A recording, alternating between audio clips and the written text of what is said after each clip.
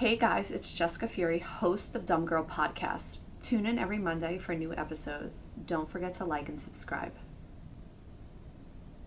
Welcome to Dumb Girl Podcast. I am your host, Jessica Fury. This is the podcast where we talk about business, relationships, wellness, and sexuality, and all those things that we just need to learn a little bit more about.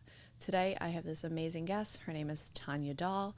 She is a film director. She is a photographer, and she is your everyday spiritual teacher. She is definitely in this world to bring so much positivity and so much healing, and especially from her own experience. And I am so incredibly grateful to have her on the podcast. Just a little bit of a disclaimer before we get into today's episode. Some of the subjects that will be spoken about are in relation to different areas of wellness and healing. If you want more information about it, you can reach out to either of us after the episode, but please always check with professionals. So let's get into today's episode, Tanya. Hey, nice disclaimer. Yeah, I know. Just to make sure. Always gotta protect my ass. No, I get it. As you should.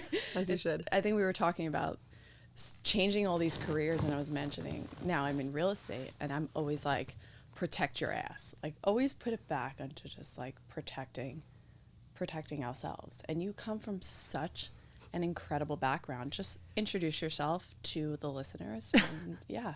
Okay. My name is Tanya Dahl. I've been a commercial director for about 15 years. And I tend to go towards the more sci-fi funny aspects and bringing mystical creatures into everyday advertising.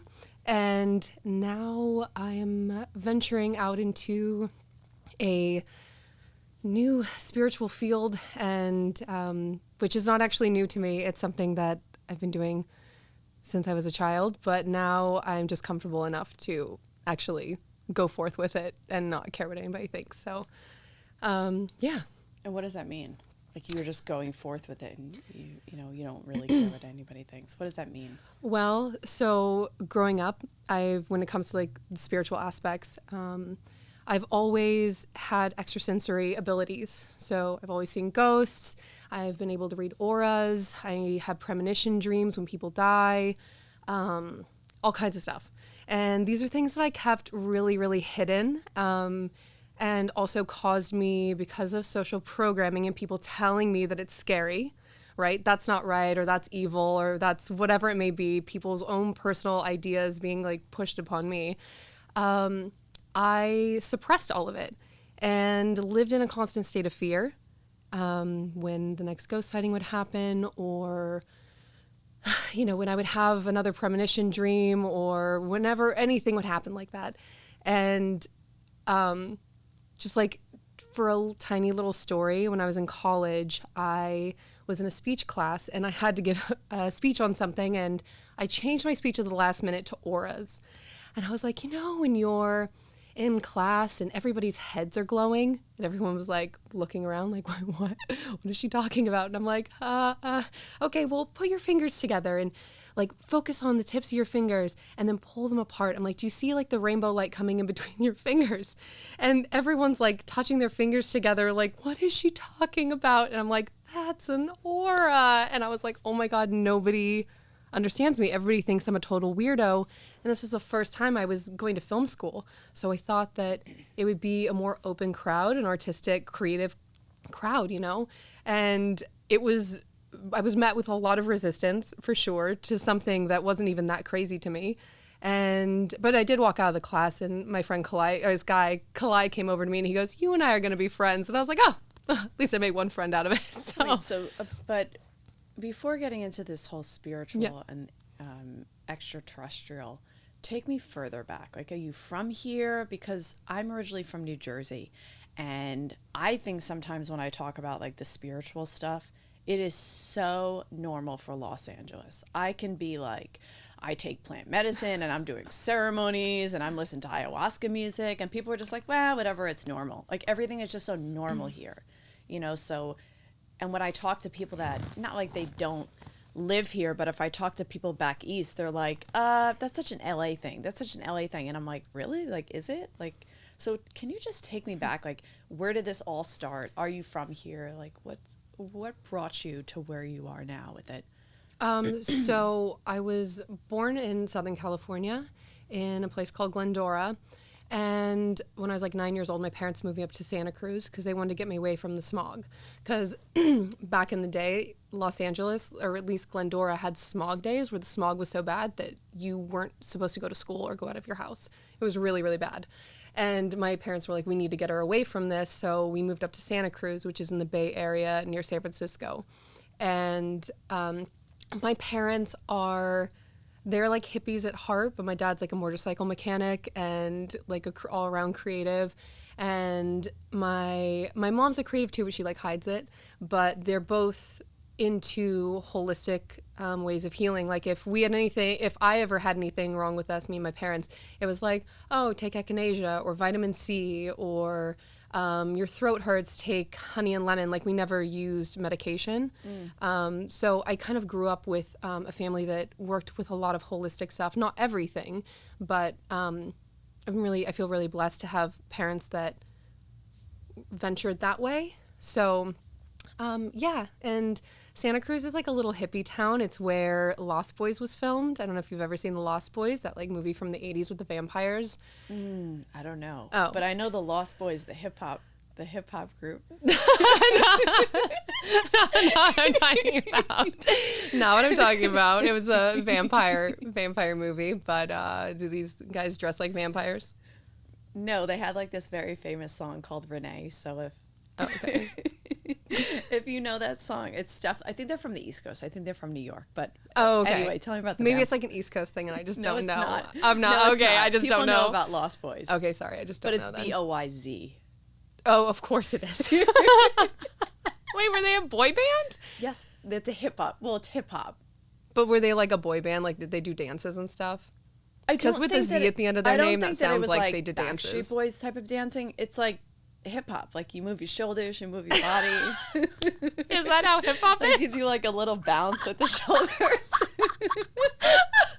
Okay, well, so not really a boy band, not like not a choreographed boy band, but okay, a band of boys.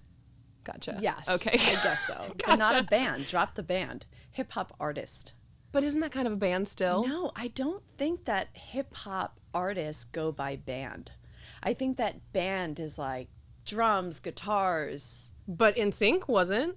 Yeah, but they were but I don't know. They considered themselves a band. I mean, someone will have to let me know. Like, I'm just saying. I don't know. Please, somebody tell us, because I would like to know too. Yeah, me too. I don't know. I think it's a hip hop group. Christian, do you know? I think it's like a hip hop group. Yeah, it's both Lost Boys, very, very good. Yeah. Okay, Christian approves of both Lost Boys, so thank you. Oh, it's so funny. But it was because of that movie that it connected you to like.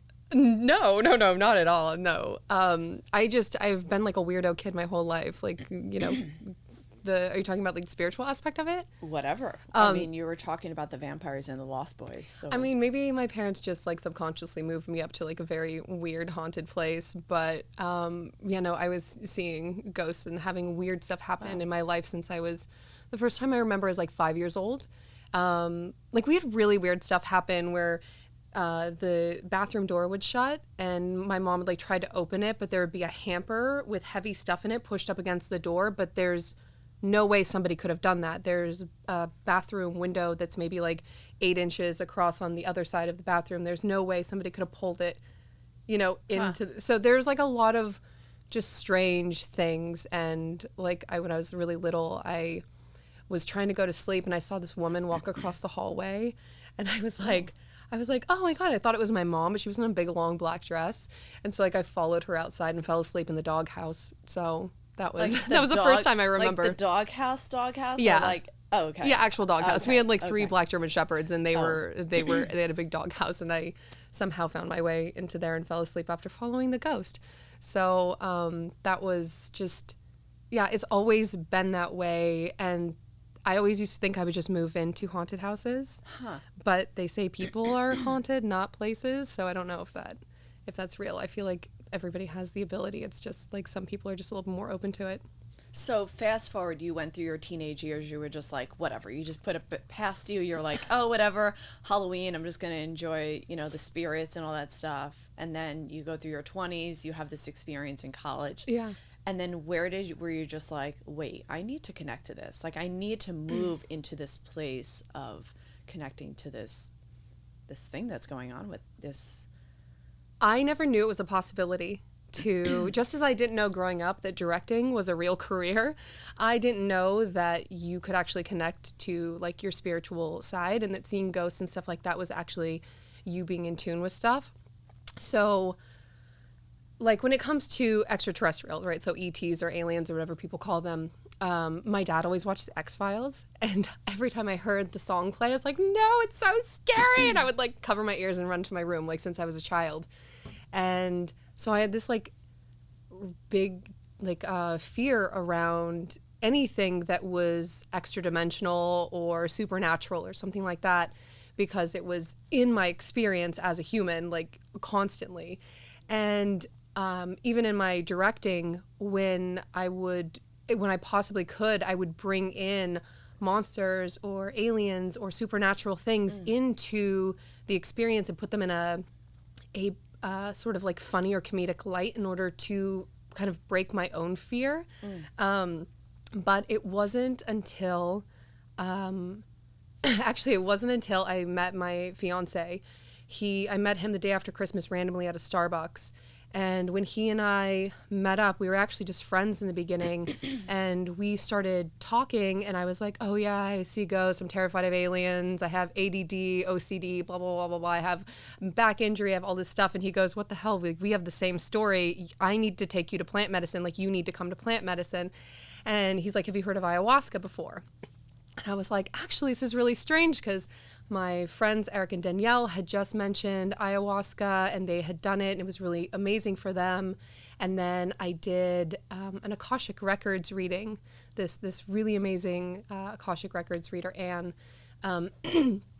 I spoke to her, and she told me that Mother Ayahuasca was calling to me. So the third time was the charm, which was Cody, my now fiance, telling me to go to ceremony.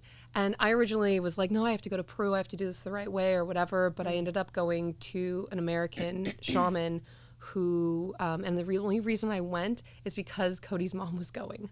And because she was going, I was like, wait, if his mom can do this, I can do this. So I went, and like right when I got into the medicine, the first thing that happened is I was met by 3 beings, and they just exuded such love. And they were like, it's been us the whole time, we've been trying to get your attention. And I started crying, and I was like, oh my God, I'm home. And it was like a sense of home that I've never had here. It's like a soul sort of home, if that makes any sense. Because I don't believe that, I feel like this is a temporary experience here on Earth, right? But our soul continues on, because it's just energy, so it continues onward. And we have many different existences in many different dimensional planes and universes and parallel realities and all this stuff. So it was kind of like the meeting point of all of that I went back to and met these beings. And I was like, oh my God, I'm afraid for no reason. Like, it's the fear and the programming of the earthly realm that people are like, you need to be scared of something that's not like human or anything that we don't understand. Which, if you look at society, that's all we do, right? We condemn things that we don't understand, right? That's what everything is about. That's what all the hate in the world is about. It's about us condemning the things that we don't understand, because people don't open themselves up to like understanding each other. I started using plant medicine, and I was telling someone that we both know the other day, it was like, oh, I can't wait to go to ceremony in January. I love to start in January. It's like starting a new year. Starting microdosing or starting? No. Like ayahuasca. Yeah. And, just to help the people that are listening, to really help share with them what is ayahuasca. And in addition to that, I've just heard you share, you have such a large presence online, and your TikTok is such an incredible channel. I know it's such a new platform, but you bring so much positivity and so much healing. I mean, I definitely will put this in the show notes so you guys can really see what she's about. And she brings such an incredible presence with different areas of healing. But you talk about, you used to take prescriptions for anxieties and OCD, and before you jumped into this place of plant medicine, you know, these prescriptions, I had a brother who passed on from an opioid addiction, and I don't go into the prescriptions. I'm terrified. So even prior to going into ayahuasca, a mutual friend that we have, she knows that I was terrified. That's why this last episode that we had at ceremony, that I literally, my body went into a shock because I was just terrified of my body going into that place of ever overdosing. Yeah. What was it that you were taking prescriptions for at the time that you were, and what was your turning point that changed direction to go into a different place? So I was on ADD medication. So I was taking something called Dexedrine for ADD, and my psychiatrist, I had never really gone to a psychiatrist before, but he was trying to put me on like anxiety medication and like all this other stuff, and I was like, no, I'm not just going to be filled with pharmaceuticals. Like, my parents are going to kill me anyway if they find out that I'm taking ADD medication. But the reason I started taking it is I started working at a production company, and I was like, I can't screw this up. And I know how my brain is, and I needed to be able to focus. So that's why I did it, out of desperation and not really understanding myself and my body and my brain and all that stuff. But the thing is that, so pharmaceuticals, there's different kinds. So there's pharmaceuticals that can help get rid of something. So like if somebody has like an infection or something like that, you take pharmaceuticals to help remove that infection, right? That's a different kind of medicine. I'm talking about the pharmaceuticals that I don't like are the ones that just mask a problem. So the ones that are for depression, or the ones that are for ADD or anxiety or any of these things, or for like pain management too, because people get so addicted to them, and then it's where the opioid crisis that we have in our country. And I'm really sorry about your brother, by the way. That is so heartbreaking, and it happens to so many people. He visits me in medicine. I love that. Of course, Yeah, he does. He comes in every time. You got your helper on the other side. It's wild. Yeah. I'm like, there he is. Yeah, right. And he's just like celebrating. So I enjoy that. Yeah. Yeah, I got that. So I was taking ADD medication, but it was messing with me. It was, I couldn't sleep at night because ADD medication is basically methamphetamines. So it's this almost the identical makeup, like chemical makeup, as methamphetamines, which is crazy because like somebody says, oh, I'm doing meth, and you're like, oh God, but you're like, oh, I'm on ADD medication. People are like, oh, good. And you're like, it's literally the same thing with a slight variation. And so I was totally cracked out on ADD medication during the day, and then I couldn't sleep at night. Adderall? Yeah, it was called Dexedrine was the one I was on. Oh. Mm-hmm. And so I couldn't sleep at night. So I was getting maybe 3 hours of sleep a night, and I wasn't eating. I lost an insane amount of weight, like to the point where my family was like, we need to take you to a doctor. There's something wrong with you. And my friends too. I was not in a good place, and I was seeing that it was making me super irritable. I couldn't focus at all if I wasn't on it. And there were just a lot of repercussions. I wasn't sleeping. I was seeing my eyes and my skin and everything start to become messed up from not sleeping and not taking care of myself because I wasn't eating properly. I wasn't eating barely at all, and I wasn't sleeping. And I was on basically methamphetamines, right? So when I went into ayahuasca, I realized that all of these like things that people consider like mental disorders are really just that our society doesn't make room for the way that people are naturally. And a lot of societal programming can cause people to have like depression because they feel like their authentic self is being completely squashed, and they're being told who they have to be and how they have to be in this world. But they're like, that doesn't make sense to me. That's not who I am. And so they go through this depression. They feel like they don't fit in the world. They they feel isolated because with social media and everything, nobody's seeing each other anymore, especially during COVID. Like, nobody's seeing each other anymore. We become so distant from each other that it's caused, like, we are social beings. We're social creatures. We need each other. We need other beings. And so many people don't have that. And though social media can be a curse and a blessing, it does isolate people more because they feel like they're not good enough because everybody's posting their highlight reel, right? But also it can connect people too. Like, I have, through my TikTok, I have made so many connections and so many friends, and like, I never thought that, because when I first heard of TikTok, I was like, oh, it's just a bunch of people dancing. I'm like, this is really strange. I was like, no interest. What was your TED Talk about? What? What was your TED Talk about? TED Talk? What was it about? TikTok. I know what TED Talk is. Oh, I said TikTok. Oh, TikTok. I think you said TED Talk. No. I was like, No, wow. my TED Talk. Yeah, my TED Talk. No, let's just put that out there. Like, in the next 2 years, I'll do a TED Talk. I know your TikTok videos have gone viral. They are incredible. They are Thanks. literally incredible. And you talk about this one video I was watching last week, because you're like, hey, friends, let's talk about this. And let's talk about, you know, the trauma. And let's talk about the anxiety. And, you know, you and I, we really like powwow when we talk about this. And, you know, my experience with plant medicine is so new that I feel so grateful to be like, okay, this is what's going on. How do I integrate this? And whether or not somebody's using different types of plant medicine, just to share with people that, so ayahuasca is a tea, right? Is a tea? Tea, right? Yeah, Is it's that a what it brew. would be Yeah. considered like Yeah, I guess it would be a tea. Yeah. If somebody's like, what is it? You know, it's like a psychedelic tea. Yeah, it's the ayahuasca vine and chacruna. I think it's called chacruna leaf, and they mix together. The ayahuasca vine actually has the DMT in it, but the I feel like I'm saying it might be wrong. Chacruna, the leaf, is the thing that actually stops the DMT from processing in your body so quickly. So it's an elongated DMT experience. Mm-hmm. And you definitely want to find like a shaman. And Oh yeah, don't do it by yourself, please don't. Well, you wouldn't Just do it don't. by yourself.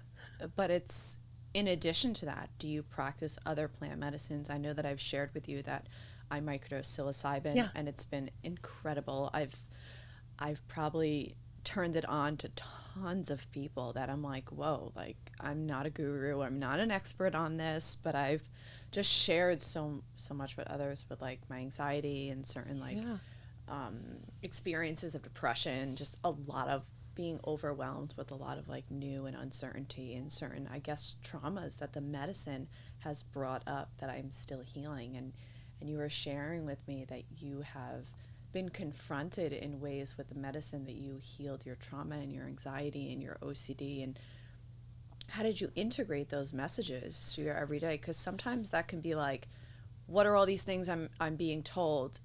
This is who I am. I'm not good enough. Okay, whatever. Let's move it along and continue to be the person that I am, knowing that I'm not good enough. But whatever are these messages that I'm receiving, I don't know how to integrate, and stuff is coming up. But how do you take what you're getting integrated?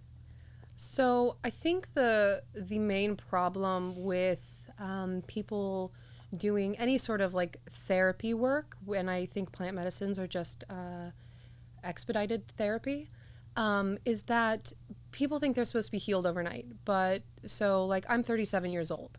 I have had 37 years of trauma built up, right? Just from being a human and being on this planet, as every single person does. And we don't even realize it's trauma because our personalities are literally made up from the trauma that we deal with.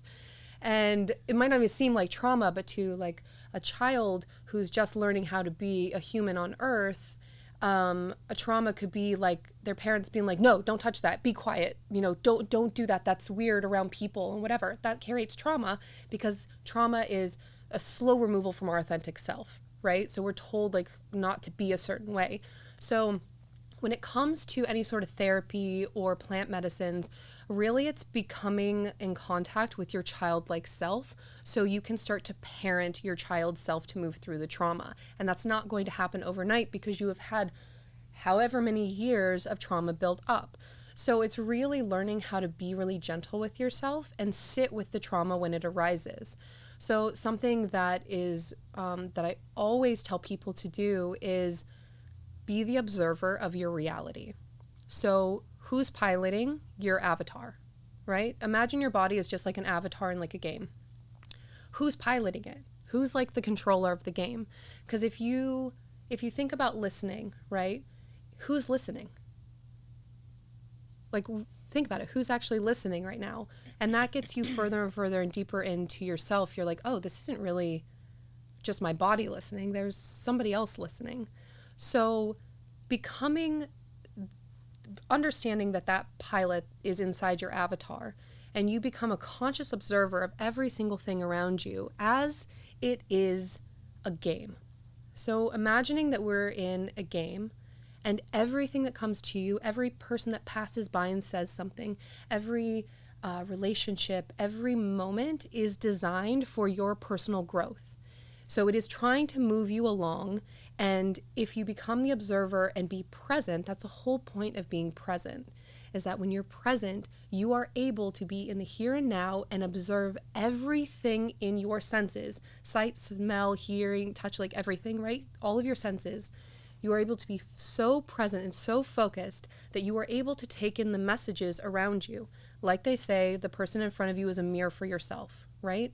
Things that irritate you or trigger you about somebody else is something that is inside of you that's not healed yet. And healed is kind of a hard word to use because it implies that you are like sick or something is wrong with you, but there's not anything wrong with you. It's that these traumas haven't been paid attention to. They have literally just been told over and over again that they're wrong, your trauma's wrong, the way that you're acting is wrong, and something's wrong with you.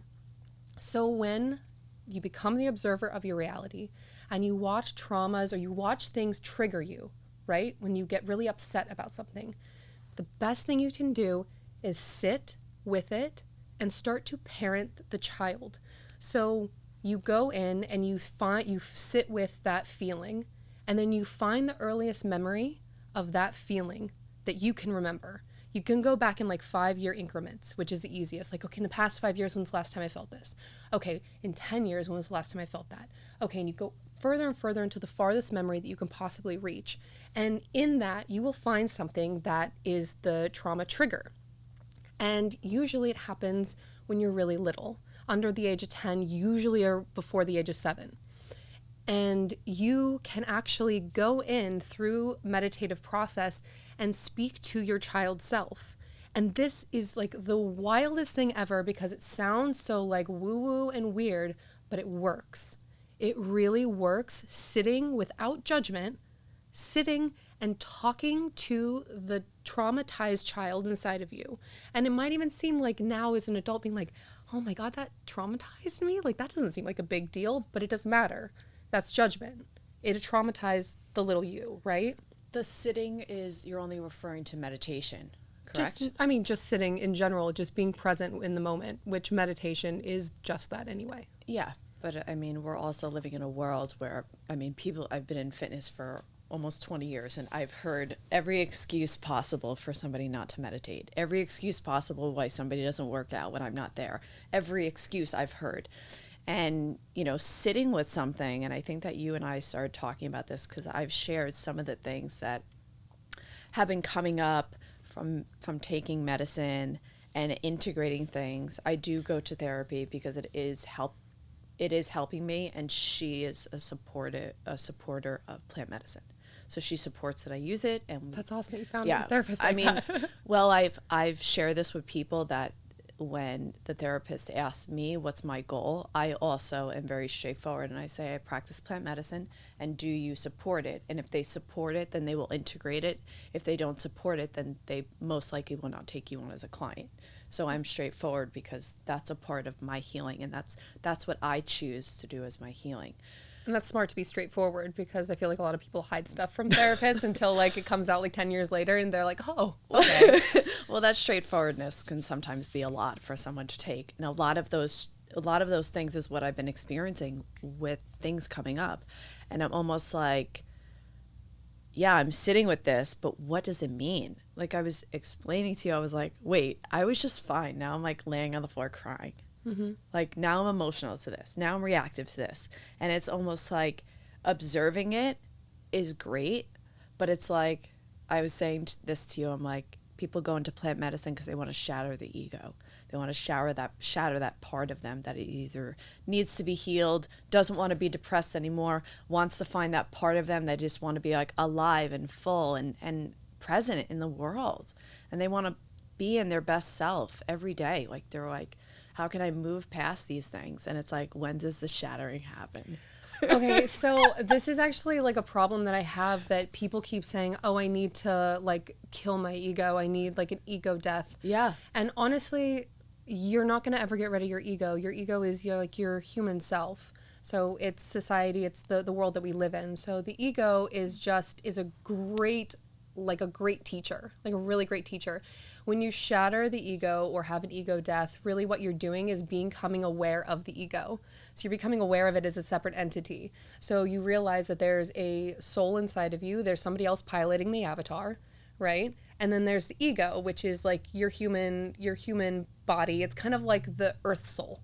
It's like your human body little guide, and then you have your spirit guide, which is like your soul. So the ego needs to be integrated, not destroyed, because you can't destroy it, because if you lost that, then you wouldn't even be able to navigate this world. You wouldn't be able to connect with anybody because you would have lost all of that, which is like society. It's our programming. It's our ego, right? It's the thing that like drives us forward. So integration is really just being able to hear the ego when it's like yelling, right? Which also the ego has a lot of trauma on it. So it's the same thing. It's literally being aware of when it's triggered and when it's trying to take over, take the reins, and you see it and you go, all right, I see what you're trying to do, but I'm not going to react. I'm going to respond to this. So you have to that's why breath work is really important. Really just taking a couple of seconds to not be reactionary, and instead reaction is based in trauma. It's based in the past. It's like a reaction is from something that's happened before, and it's your way of stopping it from happening again. But you're not in the same situation where the trauma occurred. You just need to respond to the situation. So like me, I can get really like angry or heated about stuff. And I have to be, and it doesn't happen all the time, but I can definitely get that way. I'm a human.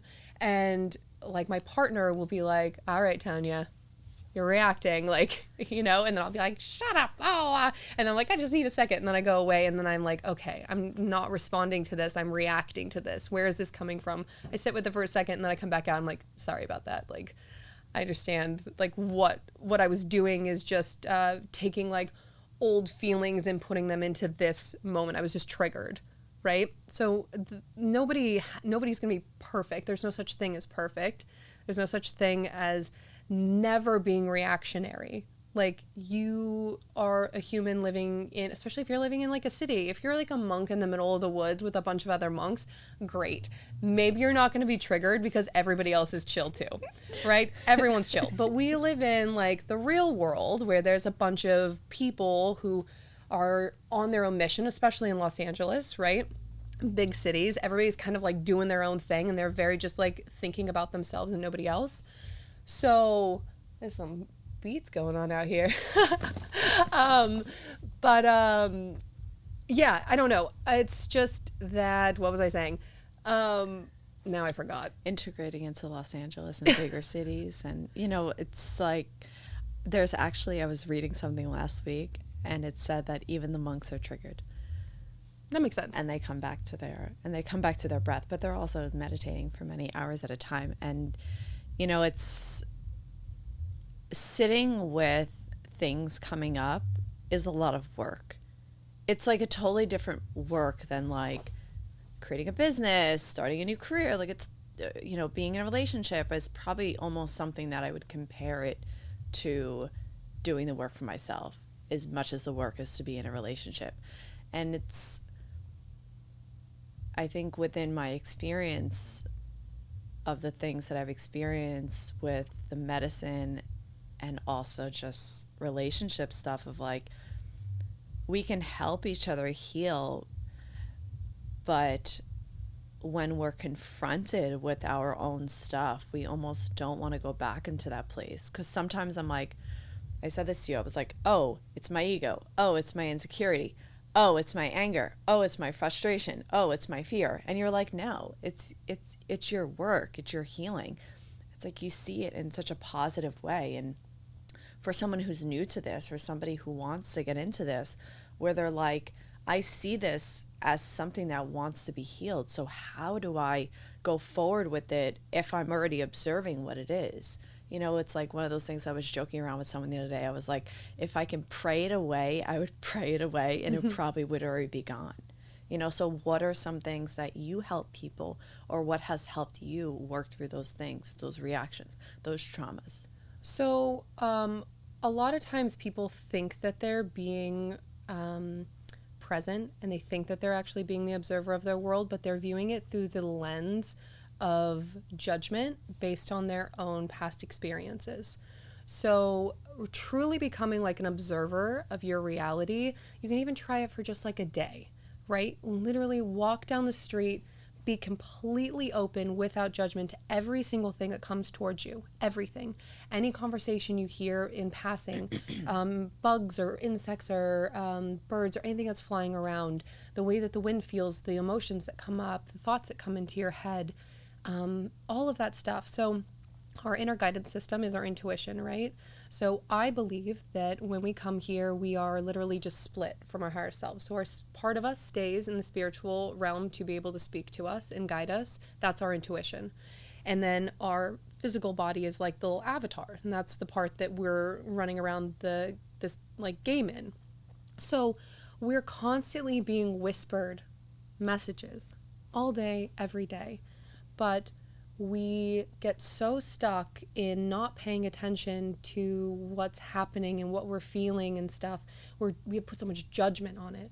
Like, oh God, I'm feeling this way again. This is coming up again. Why am I doing this again? Or why am I thinking about this? Or why am I in this repetitive pattern, or whatever it may be? But it's just that our intuition is constantly giving us stuff, and the game is designed perfectly to guide us through it. So for one day, just one day, try observing without judgment, without your trauma lenses on, just as a blank canvas, right? Not Jessica, not Tanya, just a blank canvas. Walk down the street, go throughout your day, and just observe. And I guarantee that you will hear the messages so clearly if you don't go at this with your judgment and trauma lenses on. And also, something else that is so, so important, especially as we get older, is that we forget to be creative. And we lose our childlike self, which our childlike self is our authentic self. That's the part that's screaming to get out. That's why art and music and any way you can express yourself is so important, because that's your child authentic self coming out, and you're expressing it into the world. And that's our job. We are all creators in a realm of creation. So we were created to create. We're supposed to create to show the world how we see the world, right? That's what all art is. So even if you think you're not creative, which so many people tell me that, and it blows my mind that people think they're not creative, because there's no such thing. I swear there's no such thing. Is draw, paint, dance, like be an explorer of your world. Go look at plants and bugs and play with animals, and like build a fort. You know how many times I build blanket forts? I build blanket forts all the time. It's like, I'm 37 years old and I build blanket forts all the time, and they're magical, and it breaks up the space. It breaks up the monotony of every single day, and it gets you into that child state of play, and play is so important. That's why if you're doing fitness and stuff like you do, doing fitness in a way where you're like playing games, or doing something like volleyball, or playing tennis with your friend, or throwing a football around, or whatever it may be, just something that gets you in that state of play will activate that intuition and your childlike state and your authentic self. And doing that every day, even a tiny, tiny bit, will help you immensely. You and I were talking about this. I spoke about this on one of my episodes, because I'm always like, I almost whore this on my story all the time about writing and morning routines. Like, I talk about it all the time, all the time. And it was probably about 2.5, 3 years ago. I mean, Abe even knows this, how, like, I almost felt like somebody just put me in a corner, and I just was so sad and resentful that somebody took away my creativity. Like, the one thing that I love so much in the world, like, I can remember when I was a child, I would literally tell my mom, I'm going to be back. I would go in the room, lock myself in the room, go do a puzzle, go do something. And I would say, I'll come out when I'm ready. And somebody told me about Julia. Well, Smart thank you. Somebody told me about Julia Cameron's The Artist's Way. And it does help to unstick you from that creative, to really open up that creative space. So I almost felt like, fine, I'll try anything. Like, I will try anything. And it did. It really did. It brought me back into a place of something that maybe eventually I will start to talk about a little bit more on my podcast. I do love to write. I am not the best writer, but I definitely would love to write a book with wellness and being in fitness for such a long time. And it's been because of The Artist's Way that it opened that up for me. It opens up this podcast. It opened up that space of writing. And what are those experiences that you've had with creativity that it's opened up that part of you to actually just be in your unique self and your creative self? Like, what is it that has helped you? Well, actually, it's funny because I just started The Artist's Way about a week ago. And I always talk about the fact that creativity and creation, like spirit, is the same thing. It's your expression, right? And so we're all creative beings, and we're supposed to be creative. And if we don't, we feel like a piece of us is missing. And even if we say we're not creative, there still feels like something's missing, and we don't know why.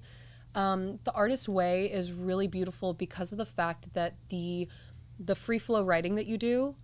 So if people don't know what this is, it's a book that gives you prompts for writing every morning, and you take yourself on a date, like an artist date once a week, and you do all these like little activities. But the morning pages, it's 3 pages of free flow writing, and through that you will have like crazy breakthroughs. Just from the next thought that comes up, just start writing about that and just keep going until the 3 pages are filled up. And the flow that happens when you're doing that sort of writing is the flow of creation, is the flow of spirit, is the flow of creativity. And that book, she talks about it a lot, how like divine force and divine source and force, sure, and creativity go hand in hand. They're the same thing. Mm-hmm. So you saying like, oh, I'm not a good writer, or I'm not a great writer, like, that's not true. That's societal programming telling you that you're not a good writer. Like, who told you that? It's okay. I'm okay with this, because I've had either like my partner or my friend, like somebody text me and be like, hey, just want to let you know that your English is completely incorrect for your social media posts, excuse me. And I'm almost like, honestly, I'll fix it, but and so what I've been doing lately, That's an editor. What I've been doing lately is I will go onto Google. This is what I do. And I started, I don't know what it's called. It's called like Wiki Grammar. Mm-hmm. So I take my posts and I go in Wiki Grammar. I write the whole post. I submit it. They check the English. They check the writing. Yeah. So I have like no blanks, and I set it. Because like, I don't know, like, it's such a mind fuck. It really is such a mind fuck, because this is my thought process with it. I'm sure other people have the same exact thing. It's like, I have a business. I have a business in fitness. I have a business in real estate. I am totally driven by women in business. I can tell stories of things that people have overcame and their successes, and men as well. And I love it. That's what I'm always connected to. So when I turn back to myself, I'm like, you're not doing this right. And the other people around you are going to view you as not going to do it right, and they're not going to take you seriously. And that's the shit that I go through. That literally is, how can I make sure that I'm always crossing my T's, dotting my I's, presenting myself in the best way that people either A, support my business, or they want to work with me. Those things I find to be such key, because respect, I talk about this a lot with my partner, is that respect in the world and in business or whatever it is that I'm trying to do in my life is something I value. I value that. Right. So, but that's perfectionism, and society has told us that we can't make mistakes. Like our schooling, right, is built for factory workers. Like we're supposed to just like learn how to like not talk, do the job, blah, blah, blah, blah. It's not made for creation. It's not made for anything like this. So we're constantly told if we're not doing it exactly right, then we're wrong. And that's not the case. Like we are humans, we learn through failure. If you don't fail, you won't get anywhere. That's literally how it's supposed to go. So the fact of somebody being like, oh, like you have a lot of grammatical errors and whatever, cool, then get an editor, like whatever.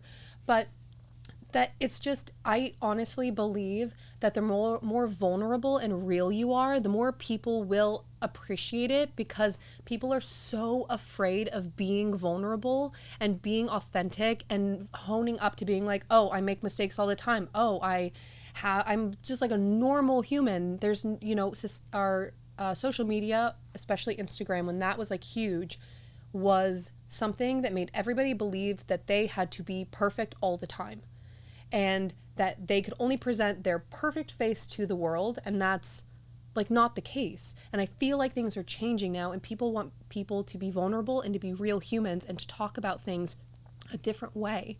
So when we own up to our mistakes, or we own up to not being the best at something but we're trying, that gives other people the ability to be like, oh, I can do that too. Like I don't have to be perfect at it. Like they're not perfect at it and they're doing a good job. You know, we have to learn, we have to go from somewhere. So just like I'm constantly so hard on myself all the time. And I come from a perfectionist background. I wouldn't put anything out unless it was perfect. And now I don't care. Well, Like I really cool. don't care. And it's so important. And once I stopped being like so perfect, and or what I thought was perfect, is when I started actually having other people like reach out to me, and my social media and everything changed, because I was able to be vulnerable and not be like, just be a normal human, if that makes sense. I don't really know that there's an actual normal human being, but I've definitely thought about it. I'm like, what is normal? What's the right thing? Normal human's a flawed being, but it's not flaws. It's just what society tells us is a flaw. Yeah, and I think like it's also, we are so programmed. We're so programmed in such a way where it's like we forget, like, wait, okay, what am I supposed to do with this? How am I supposed to respond to this? And that's where I think like sometimes those outside sources really do help. Whether it's people you trust, books that you read, personally, and maybe you'll experience this with the Artist Way, my writing is my best friend. Is my best friend. Like I've said it to probably Abe. I said it to him before. I was like, if you really want to just like have a moment to connect with me, just read what I write in the morning. That's my connection to just being vulnerable. And then maybe if this will also help someone as well, I ask for either how can I be in service, and today I was like just asking, how can I find gratitude in the things that are in front of me that increase my perspective? I have gratitude, Totally. and I practice gratitude, but that perspective around it, because we're always racing to the next thing. It's We like, never celebrate the little steps along the way. exactly. It's like, okay, so I'm going to start a business and now I need to like sell 10 houses by tomorrow. And I'm just like, we were talking about this morning in a meeting where it was just like, you can set a year goal, but then power it down all the way down to this week. Oh, And then make it super micro, and then go macro from there, where it's like, this is my yearly goal, and then go 6 months, go 3 months, go 1 month, go 1 day, and go 1 hour. Like make the goals that way, that you're so micro, yeah. that you're patient with yourself. 100%. I heard somebody talking about this the other day, that we decide that our best day, like when we're in a manic mode, when we have so much energy and we get so much done and whatever, that's a good day. but it's not realistic to keep up with because our energy is not normally that high, right? We're in a manic mode. We're in a hyper creative mode or whatever it may be, but that's for that, like that one day. And then you usually have a crash afterwards and you usually are like not as productive, right? So the thing is that we're constantly thinking we're not doing enough because we're basing it on our manic states. We're basing it on this time where we were like, so much was done and we had so much energy and we felt great and whatever. And we're like, that's a good day. Instead of saying, oh, that's like a really crazy day where I got a lot of stuff done, but that's not a good day. You base a good day on how you are normally, getting a couple of things done instead of basing a good day on something where you achieved like so much stuff, which is unrealistic to continue with every single day of your life unless you have a giant support team around you of like managers and agents and people that are constantly moving you around and doing all this stuff and setting up everything for you. If you're doing everything on your own, like that's never going to be, unless you're on ADD medication and you're on methamphetamines, then like sure, then you can be in manic mode all day, every day, but that's also not healthy for you. Yeah. I'm going to talk about it again because I think it's such an amazing presence that you have. I think your TikTok is like Divine Arcana. Divine Arcana. Arcana. Yeah. And I would love for you to be able to give a really simple exercise. Guys, she does like these incredible TikTok videos. There's so much positivity. I'm like, I'll go on a run and I literally will listen to one of them and I'm like, okay, this is my thing for the day. And it's like 30 seconds and it really is it does make my day. And I appreciate that. And I love that presence. And I love that presence that you have and that you're bringing on your platform. So what is an exercise or something that by listening to this episode, somebody can do, somebody can take, somebody can integrate? What would that be? Okay, so outside of being the observer for the day without judgment, another thing that I find so important is that, so in our normal day, we don't take everything in that's around us, right? So by looking at every single thing we have in our lives and being grateful for it, I know people talk about gratitude a lot, but honestly, when you wake up, be grateful that you woke up in a bed. Be grateful that you were able to get sleep because you live in an apartment or you live in a house. Be grateful that you can go to your refrigerator and get running water. Be grateful and say it out loud, like, thank you. I always tell my water, thank you. I say, thank you, thank you, thank you. I love you, I love you, I love you. That's what I say to it. And also, it's funny because I didn't grow up religious at all, and prayer was like something that I like never did. And now that I'm really like fully formed in my spirituality, I pray before every meal. So, and really I pray for like the gratitude of the people, plants, and animals that brought it to me, right? The money in my bank accounts to be able to afford the food. The fact that my family members are healthy and happy for now. You know, gratitude for like the small things that we have around us every single day that we take for granted. If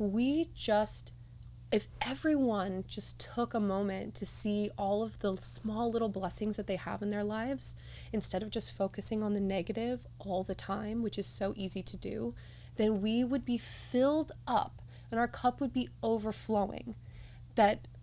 And so we would be able to see how blessed and how held we actually are. And being held and blessed doesn't mean that bad, negative, or whatever stuff is not going to happen. That's not what that means.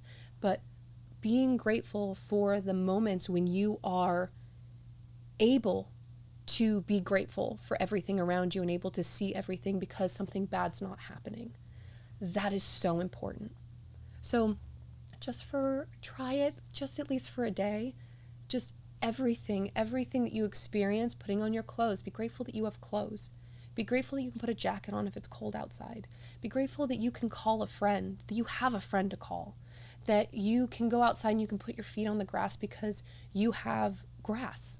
You know, there's a park nearby you. For whatever it is, just like be grateful for every little thing. Even if you see a bug, I love bugs. Like I'm obsessed with insects because they're so cool. Everyone's like, in the grand scheme of things, I'm so tiny, I'm insignificant, I don't matter, right? That's what a lot of people say that are stuck in this negativity pattern.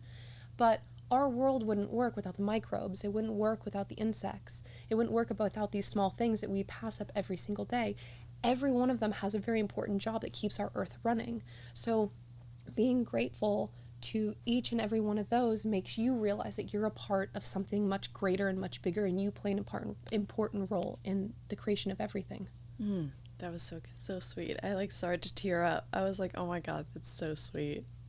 I love that. No, I love that. I think that's like sometimes I just love that. Like it really just brings tears to my eyes sometimes, just when people are just so connected to that place of gratitude. We live in a really cool place. I know. There's a lot of terrible stuff going on, but we live in a really cool place. I love crystals and rocks, and sometimes if I grab a crystal, it means that I have to say something I'm grateful for. Oh, I love that. If I touch a rock, I have to think of something I'm grateful for. If I'm walking on a hike and I touch a rock, I have to find something to be grateful for. It's almost like my button. I'm like, oh, hit the button. I got to find something to be grateful for. What a nice little reminder. I love that. Yeah, I don't know, for some reason, so I have like rocks and crystals around my apartments. I'm obsessed with morning routines, and you know this, and I know that you said to me that in your morning routine you watch cartoons and you talk about your age. If you guys can see, and you'll see this like in videos or the YouTube video, she's stunning. I know that you're a vegan. Mm-hmm. You're stunningly beautiful. You're gorgeous. Seriously. What's in your morning routine? What's in your wellness routine? Let's see. So my morning routine is a little wonky, as people would say, but it works for me. So I actually wake up and I have coffee and I watch 30 minutes of cartoons. It is nostalgic for me, and I think I kind of grew up in a little bit of chaos when I was like growing up, so cartoons were kind of my like outlet. So it puts me in a very like calming, safe space to start my day and kind of wake up in. Also, something else that I do is I spend 30 minutes to an hour learning something new. So I go on YouTube, or I go through, so if I don't know what to look up, I'll go on like Pinterest or something, and I'll be like, oh, how do you lay a foundation of a house? Like, or how do you spin pottery on a wheel, or how do you groom a horse? Like whatever it is, something that's completely out of my wheelhouse, something that I don't know anything about, I learn about for 30 minutes to an hour every single day. And it's really cool because it allows me also to have more to talk about with other people, because I'm like, oh my God, you are construction worker or whatever. Like, oh, I just learned about this. And we have like something to talk about, which is really cool. It's a great like icebreaker. And also it allows me to have a more full view of my world around me, at things I might not know about. And then I meditate I try to do it for 25 minutes. But sometimes I'm a little lazy, or, not in a place where I'm like, oh, I'm going to do this, and I'll do it for 5 or 10 minutes. And then I go into my workday, and that's kind of it. But recently I started doing the artist way. And so I've been still starting with my coffee and cartoons, but then I turn them off and I write the 3 pages of just free flow creative thought. And it's been like game changing. Absolutely. And it's been really nice to have an outlet like that. And I realized I haven't written longhand in so long, because after writing like a paragraph, I'm like, my hand is killing me. How did I ever write before, But it is crazy. It really unblocks you. And I get why people journal. People are like, oh, morning journaling is so important. And I'm like, yeah, I don't understand. Now I understand. I mean, some of the most famous writers that people admire, they do morning pages. I get that. Yeah. And wellness. You literally, if anybody sees, like, you're shiny, you glow, you're just I'm so shiny, beautiful. It's oily face. No. I don't know. I don't eat a lot of sugar. I don't eat a lot of processed foods. I've been vegetarian since I was 9 years old. I've been vegan for a couple years now. I spent my high school years and most of my college years not eating any dairy. And now I'm full vegan. But yeah, I don't really eat sugar. I did this on purpose though. I would love to just sit here and eat cake and cookies all day long. That'd be great. I'd be down. But I made like the decision that after dinner, I just put like little, what are those things called? Not clementines, cuties. Oh. I put cuties in the refrigerator and they literally taste like candy. Oh. Like if they're in the refrigerator, don't eat them plain, like in the refrigerator. Oh. But after dinner, like eating those, it tastes like a dessert. So I've gotten used to just eating fruit for dessert and making sure there's always like vegetables in every single meal, which was put in place by my parents. My dad did most of the cooking growing up, and he we had a salad with every single meal. That's awesome. Oh my God, I love it. Yeah. That's great. And where can we find you? Where can you find me? So Divine Arcana is my Instagram, my YouTube, and my TikTok. And yeah, that's where I'm at right now. And yeah, that's kind of it for the moment. Thank you for being here. So I'm going to do my first giveaway. Oh. And yeah, so if you write to me either at Jessica J. Fury or at Dumb Girl Podcast, and I want you to share your favorite part of this episode, and I will send you your own copy of The Artist's Way. You will hold yourself accountable, and you will do it, and you will love it. You will love it. Yeah, you will love it. So that will be my first giveaway from myself and Tanya. I love it. And I'm grateful for you guys listening. You can find us on all platforms. I am Jessica Fury at Jessica J. Fury, F-U-R-E-Y, and at Dumb Girl Podcast. If you have any questions, comments, or suggestions, please email me at dumbgirlpodcast@gmail.com. You guys have a great day and be well.